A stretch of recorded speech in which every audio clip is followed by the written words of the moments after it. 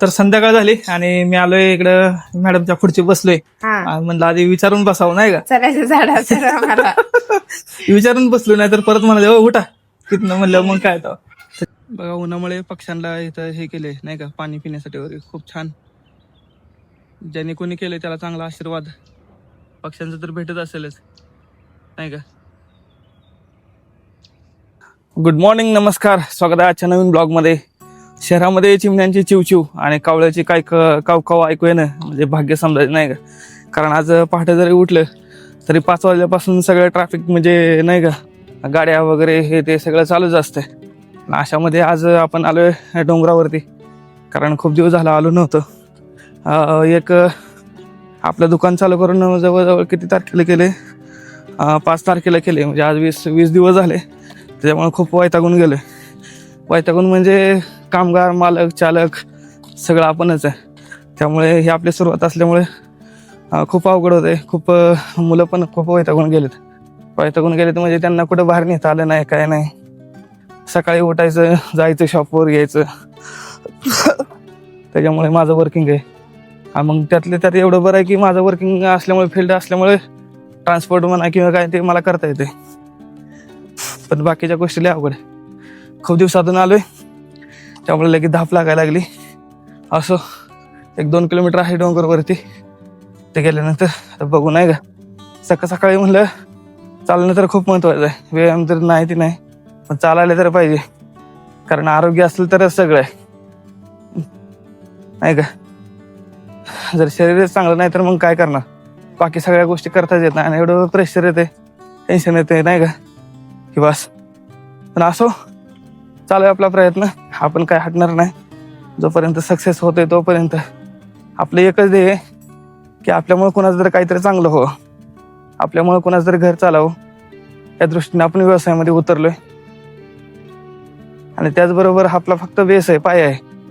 पुढं भविष्यात मुलांसाठी वगैरे आपण ज्या गोष्टी केल्या ते करू नये म्हणून हा आपला प्रयत्न चालू आहे. असो, चला. वातावरण बघा एकदम शांत आहे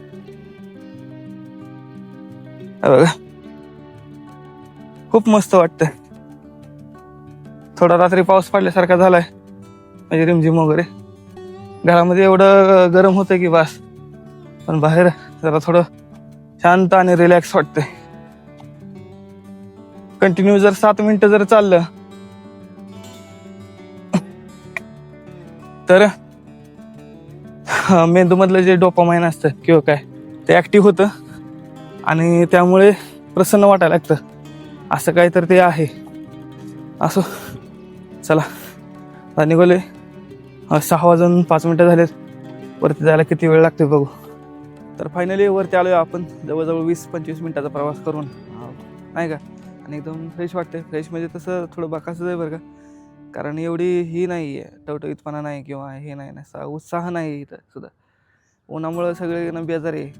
उन्हामुळं काय होतं की एकतर इथली जे लोक आहेत स्थानिक, म्हणजे आपले बाहेर गावातून आलेले वगैरे, आता सुट्ट्या लागल्यामुळं बरेच लोक बाहेर जातात. त्यामुळे काल बाजार पण एवढा शांत होता की बस, एवढा बाजार कधी मी शांत बघितला नाही. त्याच्यामुळे थोडा पाऊस झाला होता त्यामुळे सगळं विस्कटलं. दिवसभर उन्हामुळं कोणी येत नव्हतं आणि संध्याकाळी त्यावेळेस पाऊस नाही, म्हणजे गर्दी व्हायचा वेळ होता त्यावेळेस पाऊस पडला. त्यामुळे सगळं अवघड झालं.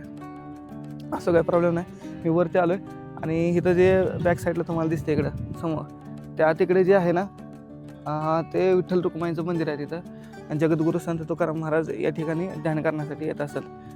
संत तुकाराम महाराज घोराडेश्वर, भामचंद्र आणि भंडारा या 3 ठिकाणी जात होते. त्यातला हा भंडारा आहे ध्यानासाठी.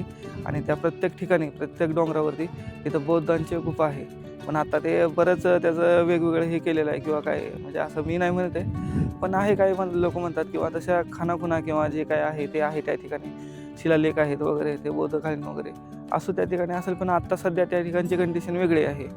तिथं शिवलिंग आहे किंवा बरंच काय घोराडेश्वर महादेवाचं मंदिर वगैरे ते आलेलं आहे.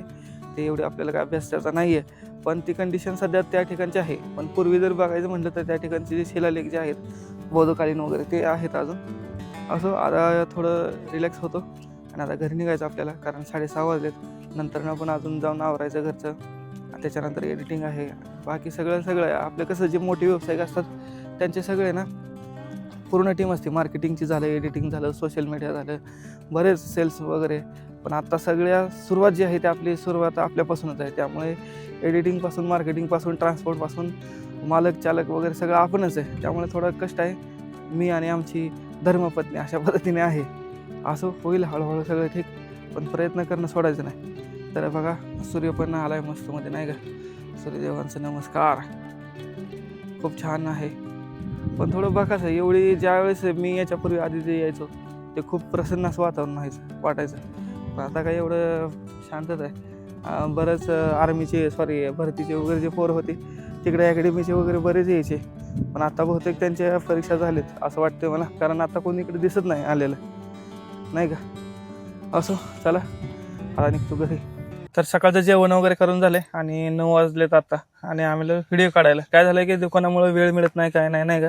त्याच्यामुळं ठरवलं की रोज 1 तास तरी व्हिडिओसाठी द्यायचा, कारण जे मेन आहे ते आपलं सोशल मीडियाचं आहे, म्हणजे त्याच्यावरच आपली जास्त पब्लिसिटी होती. मग त्याच्यामुळे म्हणलं त्याला पण जरा थोडा वेळ द्यावं. आता अर्धा तासात व्हिडिओ काढायचे आणि दुकानावर जायचं. जेवण वगैरे करून झाले, झोपायचं घरी जाऊन. हा झोपायचं. हा झोपते तेव्हा. हा खरंच रात्री किती येते कामाला? थंडा झोप आली रात्री. मी 12-12:30ला झोपले. तर 12:30ला. अहो खरंच तर मान दुखते. तर लय दिवसातून आलो, 1 महिना झाला इकडे आम्ही आलो नव्हतो. पण बघा, बघतोय तर काय सगळं खूप घाण आणि विचित्र कंडिशन झाली सगळी. हे बघा सगळी पानपुटी जे काय ते सगळे पसरले. जर त्यावरची पसरते म्हणा, पण काय ते यंदा साफच नाही केलं. साफ नाही केले अजून. बीजापासून साफ नाही केलं बघा. हा बीज होती त्यावेळेस साफ केलं होतं इकडे, आणि आता नाही. इथंच बघा मागं बॅक साईडलाच इथं गाथा मंदिर आहे, आणि गाथा मंदिराच्या बॅक साईडलाच बघा हे सगळं हे झालंय. आणि त्या पलीकडल्या साईडला इंद्रायणी डोहा आहे, म्हणजे ते हे केलेलं काय गाथा बुडवलेलं ठिकाण आहे. हे सगळं बघा कसं आहे झालंय, डेंजर आहे अवस्था. असो आलो होतो नंतर आता थोडे शॉर्ट व्हिडिओ काढायचे आहेत 1-2, आणि नंतर आता निघणार आहे आम्ही.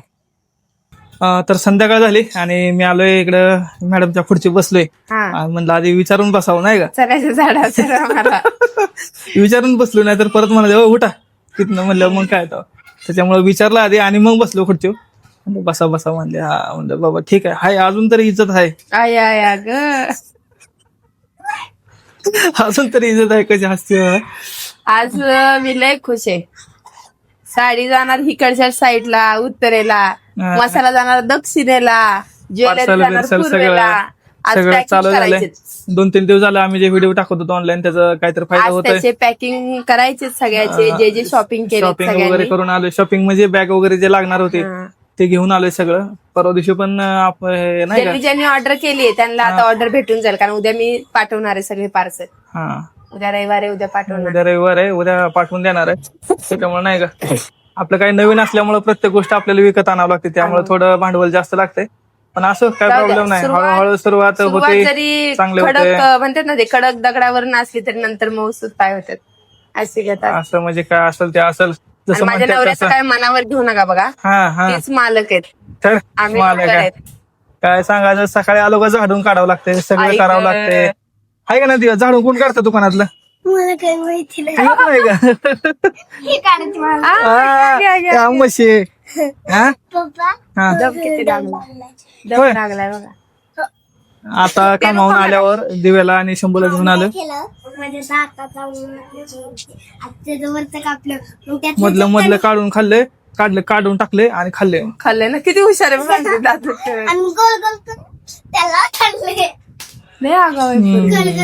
शंभू वगैरे बाहेर खेळतोय. शंभूचा माझा अभ्यास घेणार आहे म्हणले. अभ्यास आज मला येताना प्रिंट काढून आणायचे होते, पण राहिलं, विसरलो. काय ते कामात काय नाही काय होते.